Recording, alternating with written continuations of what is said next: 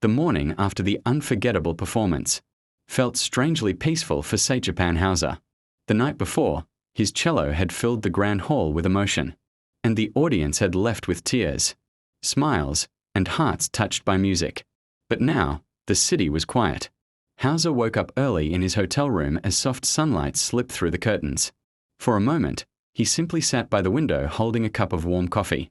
The echoes of last night's applause still lived in his mind. Yet something else stayed with him even more. The smile of a young woman he had noticed in the audience. She had been standing near the front row, her eyes shining with emotion while he played his most romantic melody. When their eyes met briefly during the performance, Hauser felt something unusual, almost like the music had connected them. Curious and inspired, he picked up his cello again that morning. Sitting by the window, he slowly played a soft melody. The tune was gentle and thoughtful, different from the dramatic pieces he usually performed on stage. It was a melody born from memory. Later that day, Hauser decided to take a walk through the old streets of the city. The fresh air and quiet atmosphere helped him relax after the intense concert night. Street cafes were beginning to open, and people were enjoying the calm morning. As he walked through a small square, something unexpected happened. He heard someone humming. The tune was familiar, very familiar. Hauser stopped and listened carefully. The voice was softly humming the exact melody he had played the night before. Following the sound, he saw her.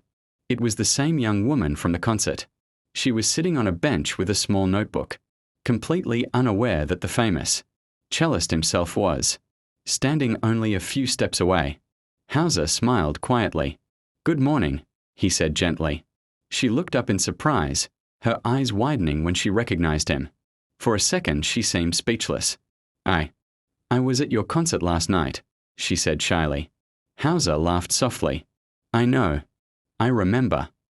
They sat together on the bench, talking about music, life, and dreams. She told him how his music had helped her through difficult times. Hauser listened carefully, deeply moved by her honesty.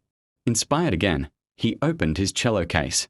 Right there in the quiet square, he played a new melody, one that had started that morning by the window.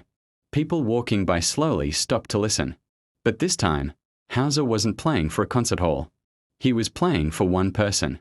And as the final note floated through the air, the young woman smiled with tears in her eyes. Hauser knew something important in his life had just begun.